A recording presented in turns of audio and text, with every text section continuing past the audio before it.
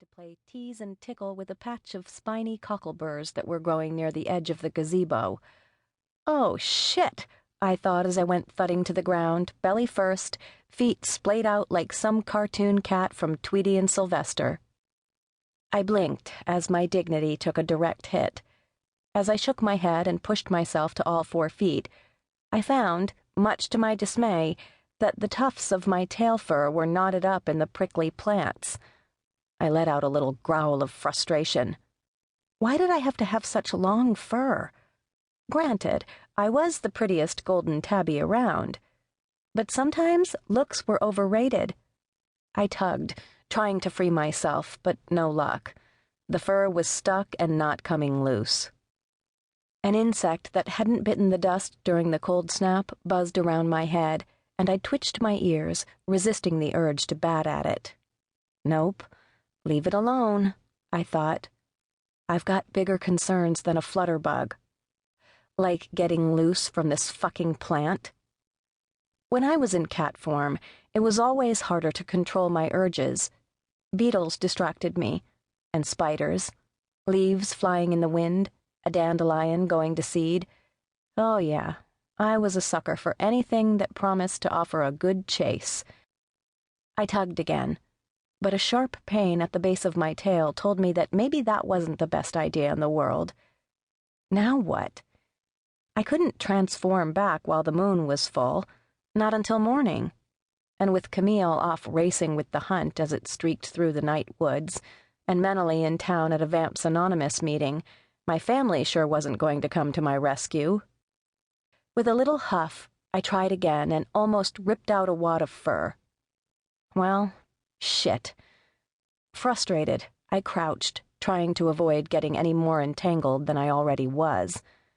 This night was just getting better and better.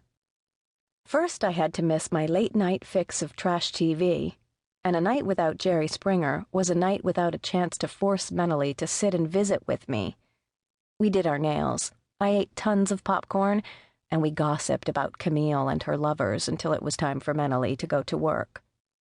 And then I'd been all set to take out a mouse that was gnawing at Camille's comfrey plant. I had the rodent down, under my paw, when she began spieling out a sob story about a litter of munchkins at home. Camille always said I was too soft-hearted, and I guess she was right. I let the mouse go, albeit with a grumpy, "Get out of here before you're toast." My sisters didn't know that I could talk to animals when I was in my were form. This was my own special world, one they couldn't enter. Camille had her connections with the Moon Mother, and Menolly had her bloodlusts, although that was a rather recent addition to her life. The L-Wing blood clan had turned her into a vampire against her will. It wasn't like she'd asked to be turned into a bloodsucker. But all my life, I'd kept my ability a secret. It was all mine, and I didn't feel like sharing. After the mouse ran off, I stopped to groom, and damned if I didn't find that I'd picked up a thriving patch of fleas. Now I'd need a flea dip or some advantage, and both clashed with my tea rose perfume and left me with dry skin and a mild rash. Which brought me to the present. Host to a flea circus, stuck to a cocklebur plant, with an unknown intruder watching me from the woods who was packing a buttload of cat magic. We were having some big fun now. Big whoop. It pissed me off that a lot of people assumed that all of us wares spent the nights of the full moon partying hardy and getting down with our bad selves. If this was Party Central, give me a good book and a mug of hot milk any day. Another crackle from the woods caught my attention.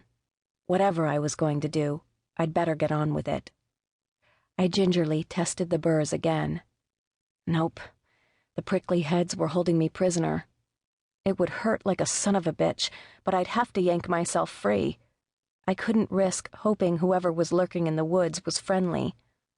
I closed my eyes, steeling myself for the rip, when a noise to my left startled me. Nerves jangled, I whipped around. There, illuminated in the light of the moon, sat the mouse that I'd released. She rose up on her hindquarters, her nose and whiskers twitching as she stared at me. I swallowed every instinct in the world.